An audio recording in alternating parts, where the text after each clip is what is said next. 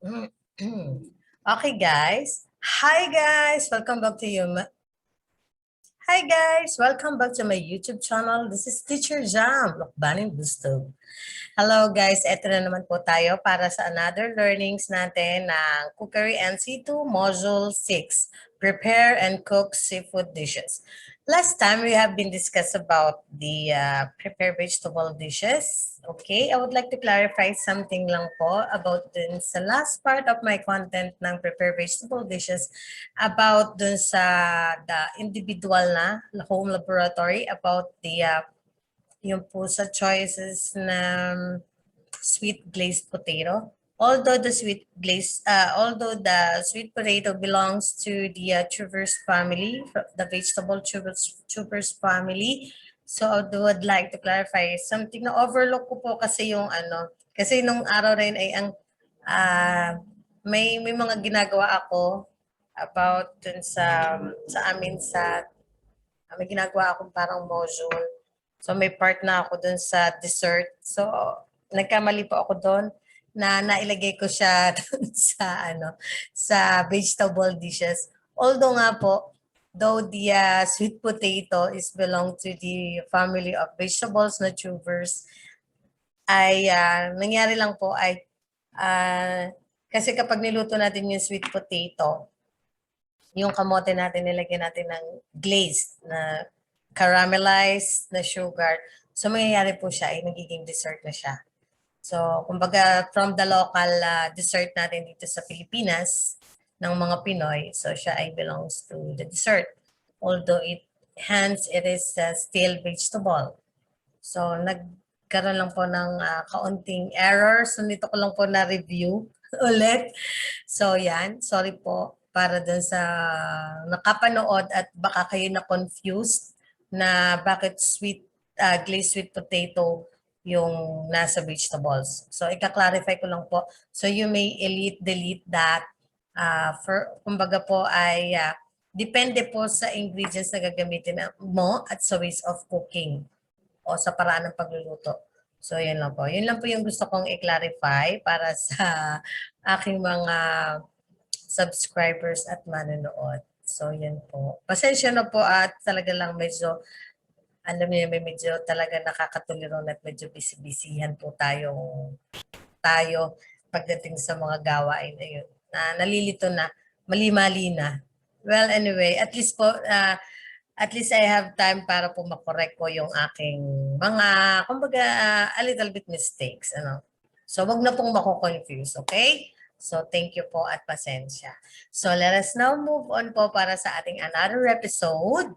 The learning episode po natin, the prepare and cooked seafood dishes. Ayan. So pag sinabi nating seafood dishes, excited na ba kayo? Alam niyo ba yung mga examples natin ng seafood dishes? Meron ba kayong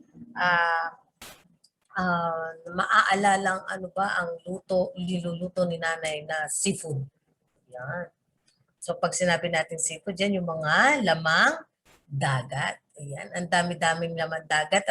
Iba't ibang klase ng isda, yung mga may shells, yan, ng crabs. Ay, ang sasarap, diba? Pag sinabing seafood natin, ay, naku, talagang ang sarap, parang ang sarap mag-picnic, lalo na sa panahon ngayon, diba? Summer season.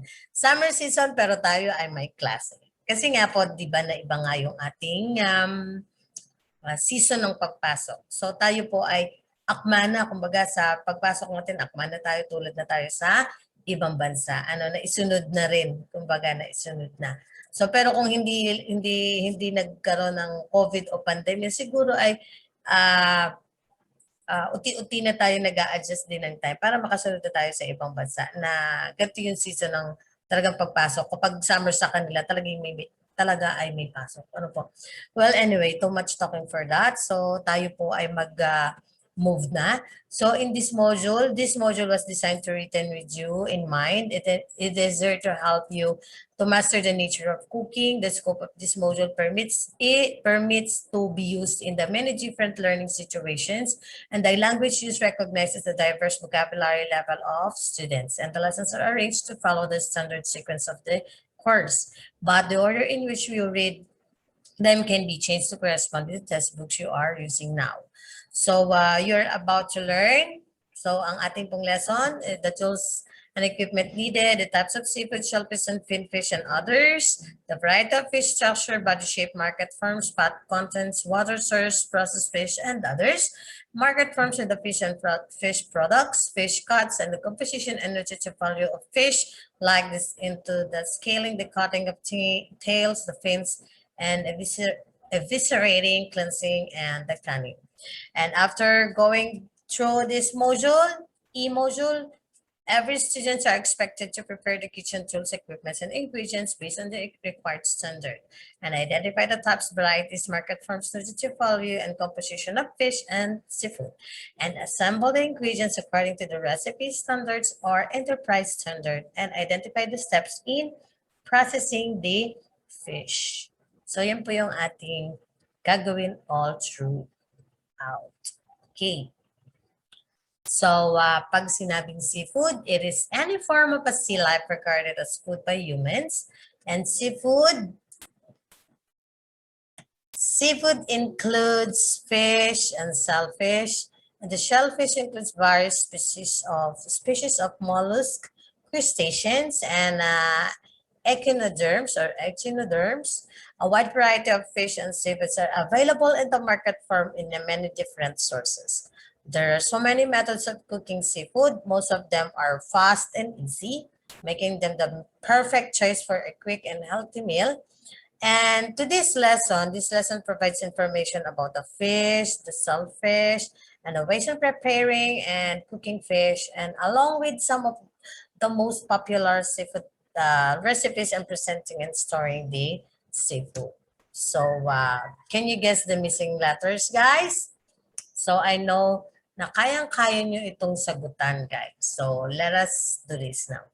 So, guess the word based on the given definition in each number and write the missing letters of the word inside the letter blocks below the definition. Number 1, which market form is of fish is viscera, head, tail, and fins are removed? So what is your answer? Is it dressed? Yes, correct. It is dressed. Which market forms, number 2, which market forms of fish are both sides of a fish tail joint but bones are removed? What is that? Is it butterfly? Butterfly? Yes, it's a butterfly. This is any form of a sea life regarded as a food by humans. What's that? Seafood? Seafood? Number 4. It is a kind of fish with fins and internal skeleton. Oh, what's that? Is it a finfish? Finfish? Finfish? Okay, so number 5, these are the fish with the external shells but no internal bone structure, and they have other outer shells.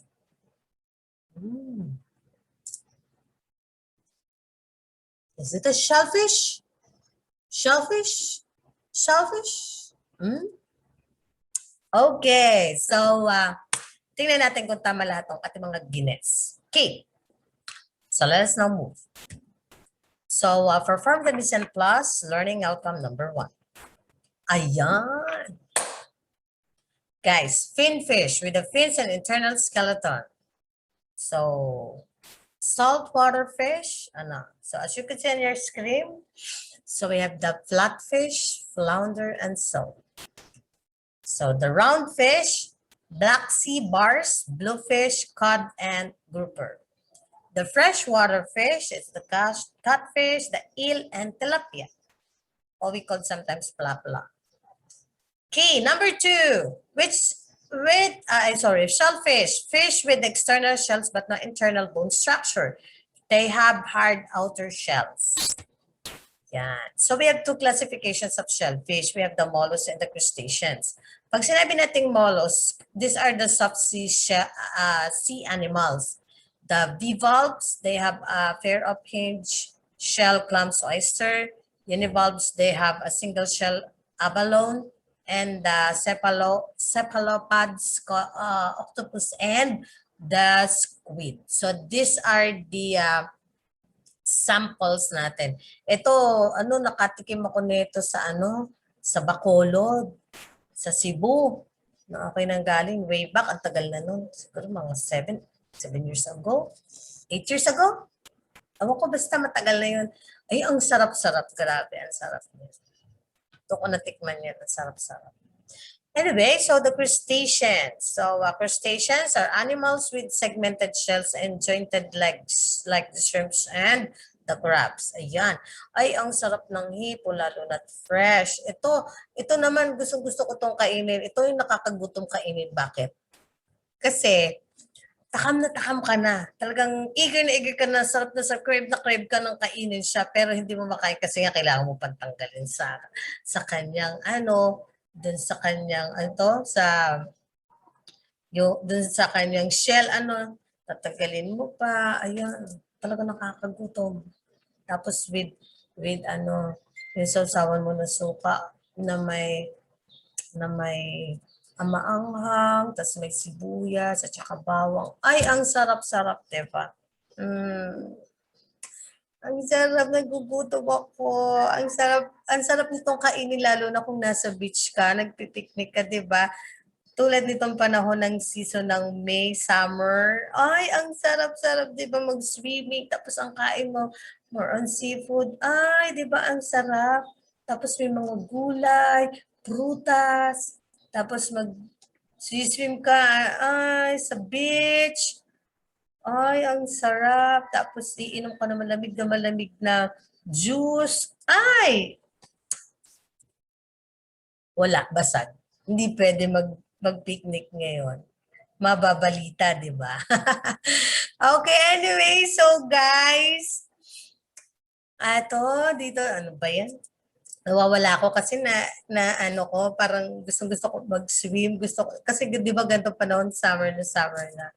Well, anyway, so let's move on to the parts of the fish. Okay, so guys, these are my two example of parts of, yung picture ng parts of fish. Kasi yung isa, from your left part, medyo malabo siya. So, ito yung right part natin. Ay, yan, malinaw siya. So guys, kung makikita nyo, ito po yung mga parts ng ating fish. So let us start to the nostril, the mouth. So this is the gill cover, the pectoral fin. So pectoral fin po yung yan ito. Tapos may pelvic fin din siya dito sa ilalim, sa may tiyan. Ito yung anal niya, dumihan niya, anal fin. And this is caudal fin niya, yan. And the scale, syempre. The spiny. And the gill, another gill which under the gill cover. And they have the eye. So, yan po guys ang parts ng fish. So, ito, mas kompleto po itong medyo malabo. Kaya lang medyo malabo lang. Then, I look on the internet sa Google, ay yung pinagkunan nito ay malabo pa din. So, that's why I put or add another sample ng parts of the fish. But if you have time, guys, you could search po ng parts of the fish. You could search po. Marami naman po sa Google. Okay, sa composition and structures, the fish consists of water, protein, fats, and small amounts of minerals and vitamins. The fish has very little connective tissue. It means the fish cooks very quickly, even at a low heat. Ayan, madali talaga siya maluto. Fish is naturally tender, and high heat will result to toughening of protein. And the most moist heat methods are used not to create tenderness, but to preserve moistness and provide variety. The cooked fish must have handled very carefully. Yeah. So they have the fat fish, and those are high in fat, like the salmon, tuna, trout, and the mackerel. Fat fish po sila. And the lean fish those are low in fat. So ito yung mga sole, cod, red snapper, bass, or the bass. So yan po yung ating mga high and low in fat fish. Lean in the fat. So the market forms of fish, we have the whole or round, completely intact as cut. Kung makikita nyo, ayan, from the example sa picture. The drowned, the viscera removed, ayan po. And the dressed, so dressed at the viscera, scales, head, tail, and the fins removed. Ito po yun, o yan. Yan na po siya. Na-cut na siya. And the steaks, so ito po pag gusto niyo cut into steaks, so ganito lang po yung cut niya into steaks. Cross-section slice, it's containing a section of the backbone. Fillet, yan. Pag gusto niyo po mag-fillet kayo ng mga, kunyari ito, bangus, any kind of, pwede naman siyang i-fillet. So the boneless side of fish with or without the skin. So ito guys yung examples natin. Ano po? Yan ito. And the butterfly fillet. Yan, ito pala yung butterfly. Both sides of the fish still joined but with bones removed. Ayan po. And the sticks are tranches. Cross-section slices of fillets. So ito yan. Mostly sa mga restaurants, ito po yung ginagamit or ginagawa nila. The sticks are the tranches at saka po itong the sticks. Usually yan po yung sa mga fine dining restaurants. And the characteristic and market forms of the shellfish. Ano ba ang characteristics ng mga shellfish natin? So the mollusk. Oyster have rough, irregular shells. Flesh of oysters is extremely soft and delicate and contains high percentage of water. The hard shells clams can be eaten raw. Pwedeng hilaw, kainin siya. Soft shells clams are called steamers. The usual way to cook is to steam. The shells of mussels are not as heavy as the clam shells, yellow to orange in color and firm but tender when cooked. The scallops, they're creamy white in color and have a sweet flavor. The squid is somewhat chewy and are cut up or either fried quickly. Crustaceans. So the lobster shell is dark green or bluish green but turns red when cooked, and the live lobster must be alive when cooked. So yan po yung characteristics ng mollusk and crustaceans. So let us now move into the market forms. So we have the mollusk, live in the shell, shucked, fresh or frozen, and then we have canned. So yan po yung mga examples natin. So the crustaceans naman, we have the live, and then cooked meat, frozen, or fresh. So these are the examples. So we have the steps in processing the fish. So we have the stunning of fish. After that, grading of fish, slime removal, scaling, washing, the heading, the cutting of fins, and then meat bone separation, and the steaks and fillet. So yan po yung steps in processing of the fish. So let us now move to our learning outcome number 2. Handled fish and seafood. So checking freshness of fish. How are we going to check the freshness of fish? Handling and storage of fish. How are we going to handle and store the fish? Towing and handling of frozen fish. How are we going to tow and handle the fish, the frozen fish? So let us now check the freshness of fish. Ang fin fish po natin, fins are usually the most distinctive anatomical features of a fish. So yan. Fresh and mild odor, eye are clear, shiny and bulging. So yan po ang fish. So ano naman yung mga mommies and daddies natin out there, mga parents natin, tuturuan kayo kung paano magpili ng isang fresh na isda. Yes.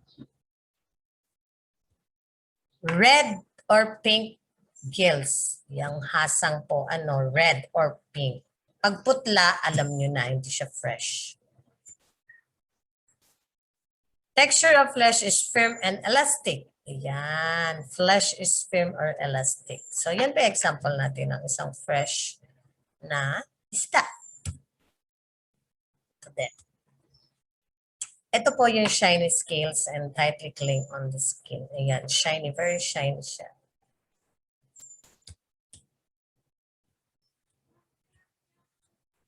Okay, the shellfish. Shellfish is a culinary and fisheries term for exoskeleton, very aquatic, and invertebrates used as food, including the various species of mollusks, crustaceans, and echinoderms.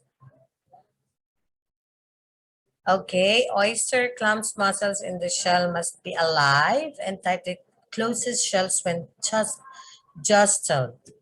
Live or shock oyster must have a very mild sweet smell and discard any mussels that are very light in weight or seem to be hollow. Ayan. Medyo ano na siya, very pagaan na siya at saka pangit na siya. And strong fishy odor or a brownish color is a sign of age or spoiled age. Ayan. Pag hindi na po maganda yung kulay niya, kumbaga parang nagba-brown na siya, putlang-putla na siya, tapos strong na yung kanya, parang malansa na siya. Ito sign na po na siya na pangit na siya or spoiled na po siya. Ayan. So ito po yung ating mga shells. Clams. Ayan. Live lobster must be alive when cooked, and the meat will be firm and the tail springs back when straightened. Frozen shrimp should be solidly frozen when received, and the glazed shrimp should be shiny with no freezer burn. And all shrimp should be smell fresh and sweet. The strong fishy or iodine smell indicates age or spoilage. So ito siya, ang example po. Another is live crabs should be kept alive until cooked. And the frozen crab meat should be treated like any other frozen fish. Ayan, ito siya. Ayan. Fresh fish. Ayan, ito po yung mga fresh fish natin. So, i-click na natin. Okay. So, store on a crushed ice. Use drip pans to allow for drainage of melted ice and change ice daily. Cover container or store in a separate box away from other foods. Yan po yung dapat gawin para maging fresh, still fresh pa rin yung fresh fish natin. Whole fish should be drawn because entrails deteriorate rapidly, and the cut fish should be wrapped or left in original moisture-proof wrap. And number 2, in refrigerated box to 32, 34 degree Fahrenheit or negative 1 to 1 degree Celsius. Yan po dapat yung temp niya. Fresh fish may be stored to only 1 to 2 days. If kept longer, pwede natin siyang i-wrap and ipipreserve natin siya immediately para po mag-stay pa yung fish natin, yung freshness ng fish natin. And check store fish for freshness just before using. Key. Another one is the frozen fish. So, dito po sa ating frozen fish, ayan. So, frozen products should be frozen, not chilled when received.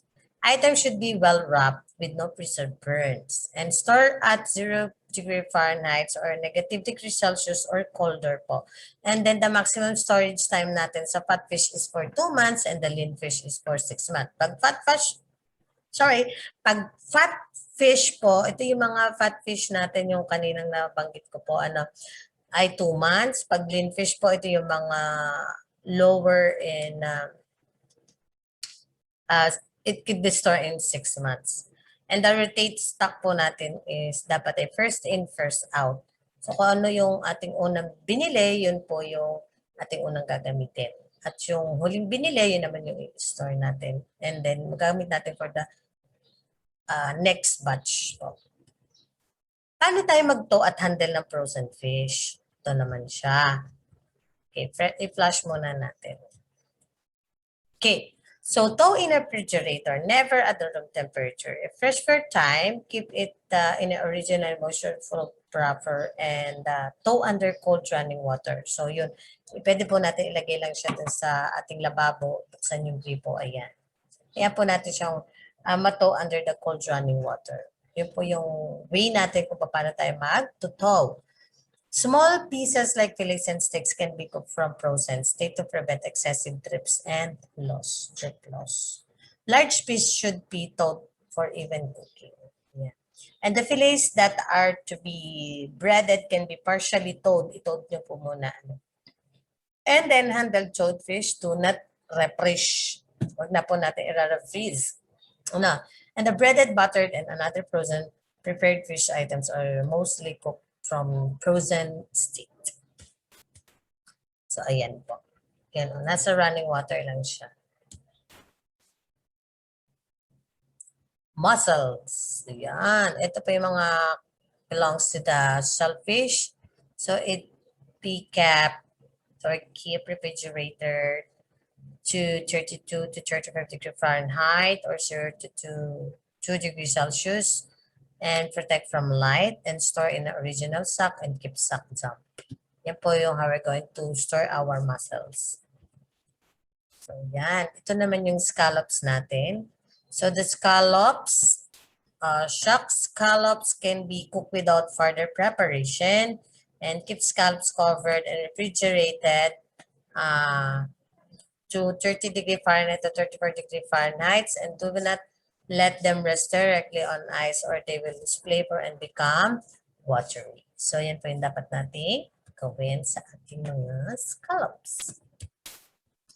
So, i-flash po muna natin. Okay. Ayan. So, we are now at the lobster. Okay. Dun muna tayo. Punta muna tayo sa kabila para mabasa ko naman. Ayan. Ayan. Ang lobster po natin, the live lobster are either live or cut up before cooking. So the lobster are plunged head first into boiling water, then simmered 5 to 6 minutes only, and if served hot, they are drained well and split into half and close are cracked. Ayan, nag-split siya ng kanya. And the lobster, live lobster can be kept into 2 ways. So packed in a moist seaweed, kept in a cold place in salt water, and cooked lobster which must be covered and refrigerated at 30 degree Fahrenheit to 34 degree Fahrenheit. It is very perishable and should be used in 1 to 2 days. So, ito naman po yung shrimp natin. Ano? Yan, ang sarap ng shrimp. So, kept it frozen, at 0 degree Fahrenheit or negative 18 degrees Celsius or lower. Then throw in refrigerator. Peel the shrimp should be wrapped before placing on ice.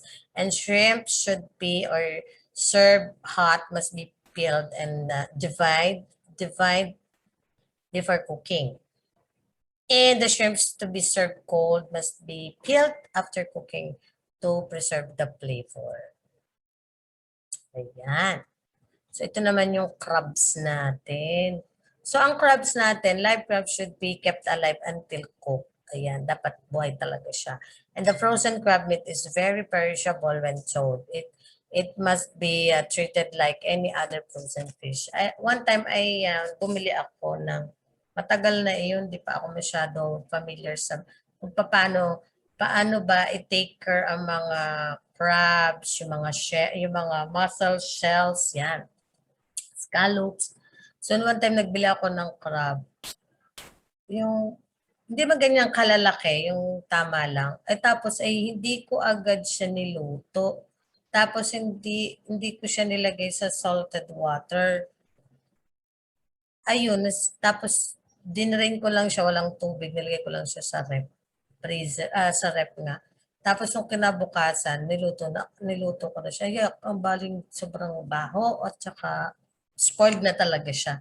So, mali yung ginawa kong iyon. So, dapat talaga, para hindi, syempre, di ba ang mahal-mahal ng crabs. So, tapos, mali-mali ako. So, nagsayang lang tayo ng pera. So, that's why, bago tayo magluto, we always ask the expert o kung sino man yung mga marunong mag-handle or mag-cook na mga gantong seafood dishes.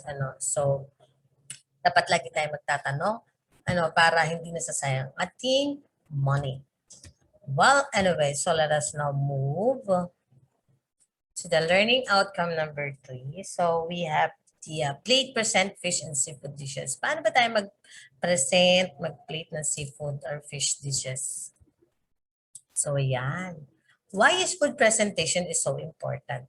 Bakit nga ba ito mahalaga? Sa inyo ba palagi? Mahalaga ba talaga? Importante ba talaga magkaroon ng food presentation?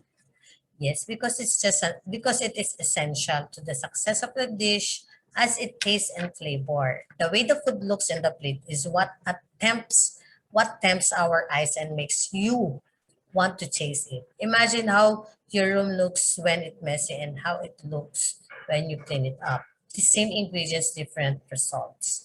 So, di ba, kapag tulad ng mga nababanggit ko sa mga previous vlogs, videos at vlogs ko, di ba lagi ko sinasabi, pag tayo ay nag-platings, tapos nag-garnish tayo, di-design natin siya ng maganda, nakaka-attract siya, di ba, sa ating mga clients at saka sa ating mga bisita o kakain ng ating mga seafood dishes, di ba? So, yun. Maganda talaga pag may mga food presentation. No matter how delicious the dish may be, if it is served on a dirty plate, you will definitely not be tempted to taste it. Kasi nga, kung messy ka naman mag-platings, basta banasta mo na lang siya.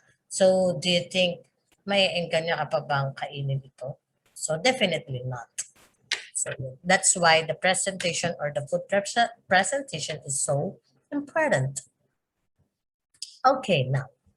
So part of serving any kind of food is presentation. You don't have to be trained to be a chef or learn the basic plating, switch the art of presenting food in an attractive way. So guys, hindi naman kailangan ikaw ay maging isang chef, professional chef, para maging magaling ka sa pagpe-plating.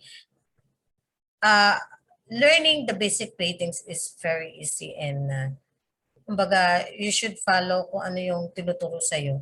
Magiging ganun ka na rin, parang chef ka na rin, professional na rin, di ba? So the basic or fundamental platings is very fine. Kasi ito lang naman yung mga kailangan natin malaman kung paano natin tayo mag-plating. So balance. So select the foods and garnish that offer variety and contrast. So meron tayong colors, shapes, and textures. Sa colors, there are 2 or 3 colors on the plate. So it is very important part of the plate presentation. Kasi di ba sa mga presentations pa lang natin, yung kung tayo ay magpe-plate ng maganda, kung may mga colors tayo like the red, the green, the yellow, so very attractive yun because those are the basic colors. At nakaka-eye appealing din yun. The shapes, syempre, dapat hindi naman basta lang ipapatong mo. Syempre may mga ways of cuttings tayo on how we're going to shape our dishes or the main ingredients natin. The texture, variety of texture. So it is critical to food presentation that exchange customers' enjoyment to the food and the flavors. So these are some of the examples. Portion size. Yan, match portion sizes and plates. Select plates large enough to hold all the items without crowding. So yan, lipat ulit tayo dito. Okay. So balance the portion sizes of the items on the plate. Don't let the main item get loose with excessive garnish. So balance nyo lang palagi. And arrangement on the plate. Guidelines on attractive plating. Paano ba tayo magpe-plate? Paano ba natin ma-attract ang ating mga guests? So ito lang. Keep food off the rim of the plate. Ito yung nasabi ko na sa inyo. Keep your food off the rim of the plate. Yung sa panabi, yung rim. So dapat din lang siya sa center gitna. Arrange the items for the convenience of the customers. So nung nakaraan sa prepare vegetable dishes na-discuss ko ang how we are going to plate. Diba? Yung may 6 o'clock, may 12 o'clock. Merong 10 o'clock, may 2 o'clock, at saka may 6 o'clock.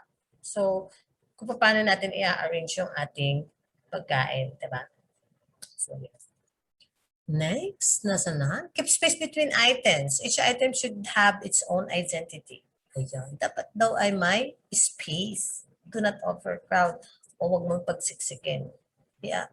Maintain the unity. Create the center of attention and relate everything to it. Make every component count. Ayan. Kung kailangan mong mag-add ng gravy or sauces, pwede mo siyang i-add. Or you should add, pwedeng on top of your main dishes, o kaya ay pwede mo separate into a small bowl para sa sauce bowl, and then keep it simple. Simplicity is, sabi nga natin, simplicity is beauty. Yeah. Okay, another one is serve hot food on plates and serve cold food on cold plate. Yes, that is the rule. Example of garnishes or accompaniment for plating. So, flash muna natin.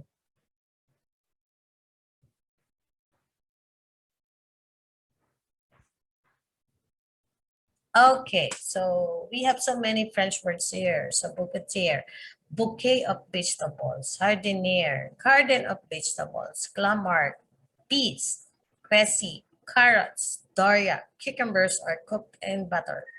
Dewberry, the cauliflower, the premier, carrots, turnips, onions, celeries cut into uniform slices, and forestier, mushrooms, and lettuce, onions. So yan po yung mga examples of garnishes, accompaniment for plating. So ito pong mga English terms na lang ang ating batayan. Ano po, kung tayo ay nahihirapan bagatin yung mga French words or terms. So yan, ito po yung mga pwede natin na gamitin yung mga peas, carrots, cucumbers, cauliflowers. Yan. Turnips, onions, celery. Yan. Mushroom, onion. So, yan po, nakakapag-add ng attraction para po sa ating platings. Ayan pa, may naswa pa, niswa. Okay. Tomatoes, kankase cooked with garlic. Okay, ito po yung example para mas malinaw. Yan po yung buketeer. The vegetables. Ayan, ang ganda-ganda niya, di ba? Ang cute. Ayan, the jardiniere. So, the garden of vegetables. Ayan. Simple lang, di ba? So, we have the clamart. Ayan po yung mga peas, carrots, cressy. And we have also the doria. Ayan. Dewberry. The dewberry. Ayan. So we have the fermier. Ito po siya. We have the forestier. Ating mushroom. We have another one, the linace. Ayan yung onions natin. And we have the niswa. Ayan. Niswa or nikois. Whatever it is. Okay. Di ba ang sarap? Pag-crave talagang kumain. Kakagutom talaga, promise. Okay, how are we going to serve? Serve baked fish. Paano ba to? Key. Serve baked fish with a sauce or seasoned butter to enhance the moistness and improves palatability. Serving with lemon also enhances the fish. Yes. For service, the fish is removed from the dish and the liquid is strained, the grease reduced, and finished by adding butter, cream, or velouté sauce. Okay guys, ito maganda yan. At saka ang sarap-sarap ng ganyan. Pwede nyo gawin yan guys, tulad nung, halimbawa, di ba, dun sa iyong pan, baking pan. So, lagyan nyo yung fish nyo. Linisin nyo muna, tanggalin yung mga lamang loob, linisin mabuti. Yan, hugasan na mabuti. Tanggalin kung kailangan tanggalin ba yung mga gills, yung mga yung kailangan ba, kaliskis, kung tatanggalin din natin. Yan, then we have to cut para maluto din yung kaloob-looban ng fish natin. Yan, pag magbe-bake tayo, yan. Lagyan natin ng mga lemon, vegetables dun sa panabi, tapos seasoned lang po natin salt and pepper, okay, mga herbs and spices that with us and add flavor. doon. So, ang sarap-sarap yan. Then, syempre, mag-add tayo ng butter. Mas masarap yon. O kaya, cream, o kaya any kind of sauces or velouté. So, add natin yan para mas lalong sumarap yung ating baked fish. So, that is the example of the baked fish. Sarap, ano? Yan, the broiled lobster. Ayan po, pag lobster, ang sarap ng lobster.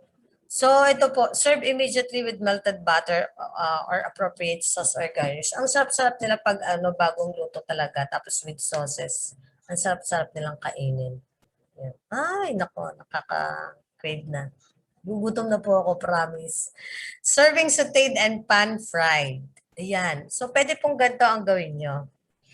So, remove the fish with spatula and place on serving plate with presentation side up. So, yan. Ganyan po. Ito very simple lang yung presentation niya, di ba? So, sauteed lang po yan. Tapos, ay siya, may gulay siyang nilagay, tsaka yan, garnish. So, sprinkled with lemon and juice and chopped parsley. Ayan. Ito po yung mga chopped parsley. Parsley po ito. Ayan, ito pa. Ang sarap. Hindi ko to kung anong klaseng kulay siya. Kung siya ba ay kangkong ba to? Ayan. Ayan, di ba? Kung kangkong ba yan. Okay. Ito siya. Throw butter and saute pan until it turns light brown and pour over fish immediately and serve at once. Masarap yung pag hot. Okay, so we have the serving poached or simmered fish in quart bouillon. Yes, we have the bouillon. Oh my gosh, ang sarap naman. So yan, may makikita tayo na steamed potato on the side with the celery and the lemon, sliced lemon. Poached lang po ang ginawa dyan, simmered. Tapos po, simmered din siya. Tapos po nilagyan po ito ng sauces, cream sauce. Yan. Serve poached fish with appropriate sauce like a hollandaise sauce for hot fish and mayonnaise and base sauce and cold fish. Mild vinaigrette go well with both hot and cold poached fish. Ayan. Ganyan po yung ating poached or simmered fish. Poached fish with a fumet and wine. Ayan, with wine. Sarap na ito. Ayan po. Reduce the cushion over high heat to about 1/4 of its volume and add fish velouté and heavy cream to bring to boil. Adjust seasoning with salt and white pepper and lemon juice, then strain the sauce and arrange the fish on a plate for service. Coat with sauce and serve immediately. So that is an example of the poached fish in a fumet and wine. Glazing. How are you going to glaze the fish? Ayan. Poached fish is sometimes glazed before serving. Combine the fish with sauce with egg yolk, hollandaise sauce, or lightly whipped cream, and coat the fish with the sauce and run the plate under the broiler until the sauce is golden brown. So, ganyan po ang glazing. So we are at e-learning outcome number 5, how we're going to store the seafood and storing of fish and shellfish. So we are in the last part of our discussion now. Ang bilis, no? So fresh fish. On crushed ice, use drip pans to allow for a drainage of melted ice and change daily and cover the container or store in a separate box away from the other foods. Ito yung na-discuss ko kanina. And whole fish should be drawn. That is a vice versa removed as soon as possible because the entrails deteriorate quickly. And catfish fillet steaks portion should be wrapped or left in an original motion-proof wrap. Refrigerate po natin siya into a 30 to 34 degree Fahrenheit and the fish may be stored 1 to 2 days only. So kung i-keep mo for a longer time, kailangan po naka-wrap siya and then ipipreserve agad po natin siya. And then check store the fish for freshness just before you use it. Kasi if it is washed fresh when received, it may not be fresh after a few days in storage. So, ganun po. So, ito naman siya, yung mga fish natin. Sample ng mga frozen na fish po natin. How are we going to store? Ayan, may mga crush ice po. Ayan. Di ba nakikita natin po sa mga market natin, palengke, ganyan po yung ginagawa nila. Meron silang mga crushed ice. Ayan. I-store natin siya. Yan. 0 degree Fahrenheit. Keep well wrapped to prevent freezer burn. And maximum storage ay natin po ay 2 months para sa fat fish. Sa lean fish po ay 6 months. And then, lagi natin gawin yung first in, first out rule. So, ayan po ito on how we're going to, maglolobat na siya. Okay. So, yan. So, wait for a while lang. Kukunin ko lang po yung aking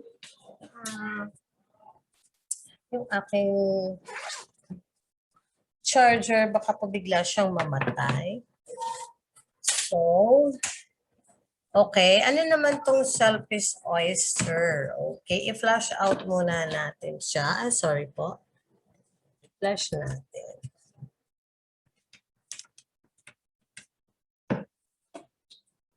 Okay, thank you for waiting.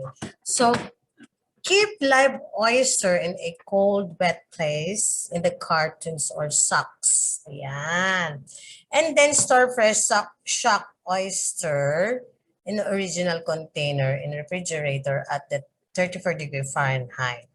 And then, pwede natin siyang i-keep for 1 week.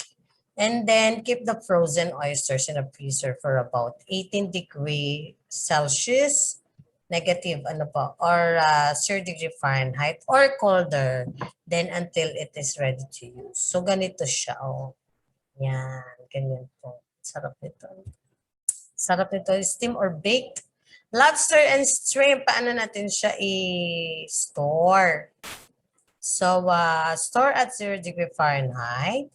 Fresh or third shrimp in a shell are stored on crushed ice like a whole fish. And then peel shrimp lose soluble nutrients and flavor when stored unwrapped on ice. And they should be wrapped before placing on ice or covered and simply refrigerated and packed in a moist seaweed or in a moist heavy paper kept in a cool place. So, ganito lang siya, guys. Ayan, ang sarap. Kakagutong. Okay, guys, so we are now at the last part. What to do? So, ano mong gagawin natin? What to do? So, this is an individual and group home laboratory guide. So, last time, kayo po ay nag-individual home laboratory, but this time, tayo po ay mag-groupie na. So, kasi medyo, alam nyo na, medyo pricey yung mga next, lutuin natin. Tulad nga nito, seafood. And the next upcoming tayo, meat na tayo, tsaka poultry, game dishes. So, yung tatlong yon magluluto na tayo. And then, the next is yung stock sauces and soups, diba? So, yan. Medyo pricing ngayon. So, kaya kailangan natin maggrupo. But ganito, guys, kung halimbawa, yung kagroup mo naman ay malapit lang sa'yo, nearby lang naman sa'yo, kung magkapit-bahay naman kayo, pwede naman kayong maggrupo. Okay. Kung kayo magkakapit-bahay, pwede. So, dito lang sa akin ay, dito po sa aming lugar, medyo magkakalapit po yung aking mga estudyante. That's why I make them in a group. So, pero yung iba ho kasi ay nakatira sa malayong lugar, tulad ng Linang. So, minsan po, syempre, medyo mahal po ang pamasahe. Kumbaga, ang hirap ng transportation. That's why they choose to be alone na lang po. Solo na lang silang maglalaboratory. And sabi ko naman, basta kaya ng budget, wala pong problema. Yan. So dito po sa task natin, localized products lang po tayo. You can choose only any local products po dito sa, at kung ano po meron sa inyong lugar. Halimbawa po, ang meron lang sa lugar ninyo ay ay isda. Kahit anong klase po ng isda ay walang problema. Halimbawa naman gusto mo naman ay shrimp,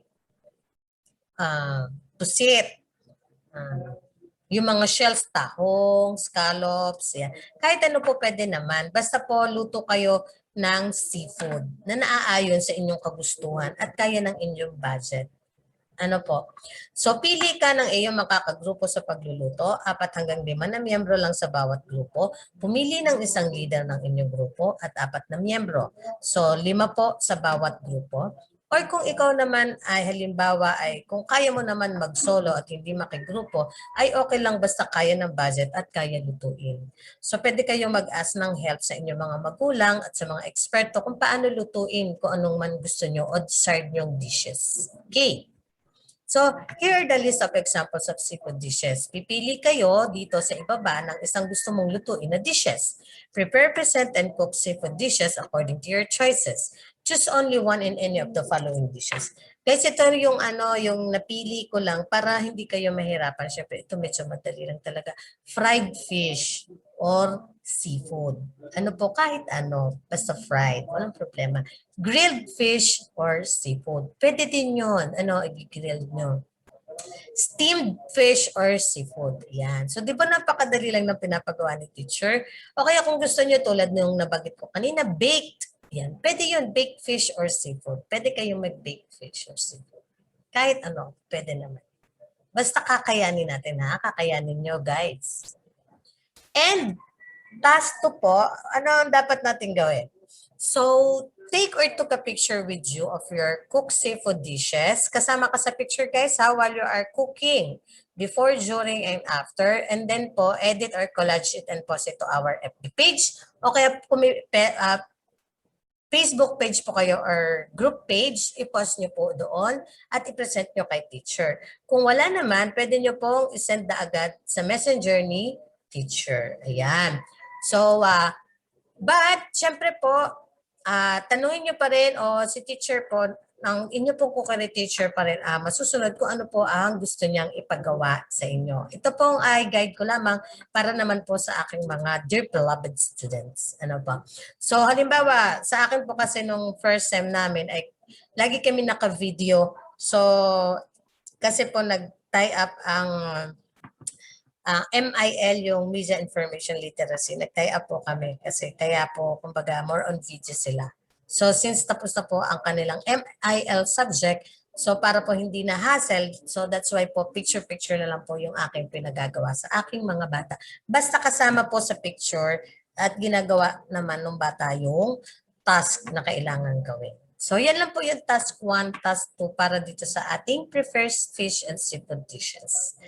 So yan. So I hope guys na may natutunan kayo kahit kaunti sa aking mga pagbablog na ito. Sana po ma-appreciate naman ng aking mga bata at ng aking mga followers and subscribers yung aking mga nadidiscuss kahit papaano. So at least po ay kumbaga na-discuss ko po ng pa-very light. So kung may mga hindi po kayo naintindihan masyado, kung may na-miss man ako na discussions, pwede po kayong mag-chat sa inyong guro, sa inyong teachers, or pwede po kayong another research pag may time pa po kayo. Okay guys, so ito pong video ito ay gabay lang natin para sa mga estudyante natin na gustong, kumbaga ay, gusto ay yung may binabasa at saka napapanood at naririnig. So, salamat po sa inyong pakikinig at panonood guys. Maraming pong salamat sa inyo talaga at na-appreciate ko po ang inyong pagbibigay ng time para makapanood